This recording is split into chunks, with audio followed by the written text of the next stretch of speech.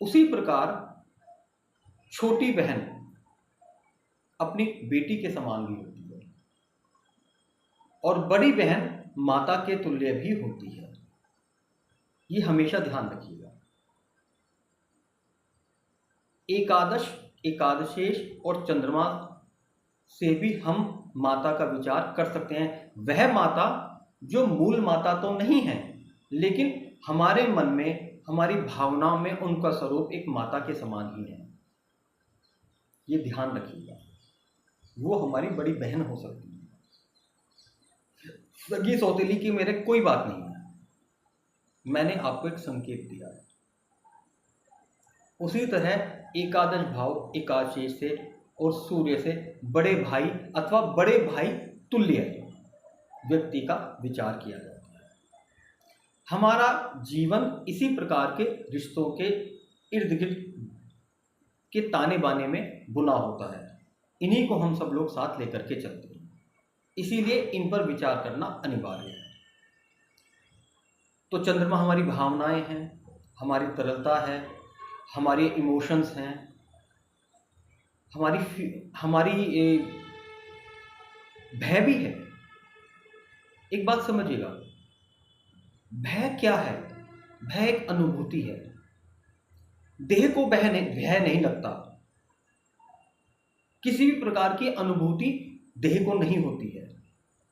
अनुभूतियां सभी प्रकार की, सुख दुख की अनुभूतियां, हर्ष भय की अनुभूतियां, ये हमारे मन को होती है। मेरे को डर लग रहा है, डर दिखाई नहीं दे रहा है, अनुभूत हो रहा है, और सभी अनुभूतियां मन से होती हैं।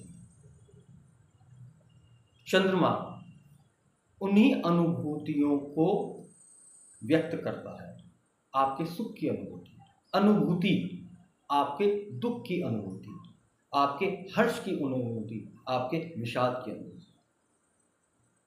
वही चंद्रमा जिस किसी ग्रह के प्रभाव में होता है, अगर वह अकेला है तो अलग प्रभाव हो जाएगा। किसी से युद्ध है तो चंद्रमा उससे जुड़ जाएगा। किसी से दृष्ट है तो उसकी आभा ग्रहण कर लेगा। समझिएगा, चंद्रमा जल स्वरूप होता है बेचारा। मां को समझिए, थोड़ा इमोशनली होकर के समझ, भाव को समझने के लिए वैसा, ग्रह को समझने के लिए वैसे भावनाएं पकड़िएगा। चंद्रमा है, हमने सुना है, देखा है, मूवीज भी देखते हैं, प्रोग्राम भी देखते हैं। घर में क्या हो रहा है उसको साइड कर देते हैं। एक मन में भाव जागृत है कि माता बड़ी सौम्य सी होती है, एक सरल सी महिला। मूवीज में देखते हैं फरीदा जलाल जी को, एक क्यूट सी मदर। आप इमेजिन कीजिए कि फरीदा जलाल जी माता के रोल में कितनी जस्ती हैं। उनका चंद्रमा कुछ ऐसा है कि उनमें मातृत्व झलकता है। चंद्रमा मां ना होकर मातृत्व भी है। मातृत्व यानी कि आपके मन में किसी के प्रति मदरहुड जो पैदा हो जाता है। तो चंद्रमा एक जल स्वरूप है, वह माता है। एक स्त्री माता बनने के उपरांत कितनी सारी परिस्थितियों को हैंडल करती है। चंद्रमा है, समझिएगा। वह महिला अपने पति के साथ यानी कि सूर्य के साथ मिल जाती है। अमावस्या आ गई, वो उसमें समाहित हो गई,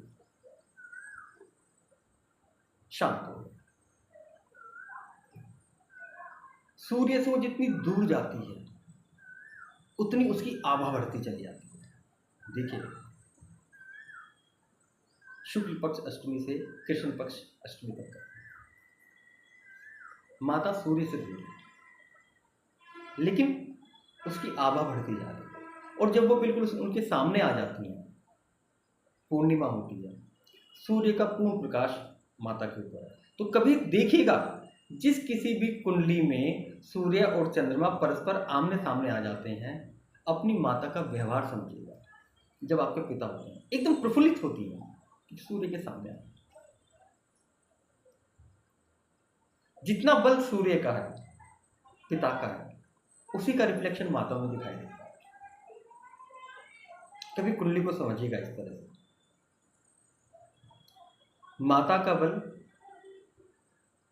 पिता के बल से आता है, और वह माता उसी बल को अपनी संतान को देना चाहती है।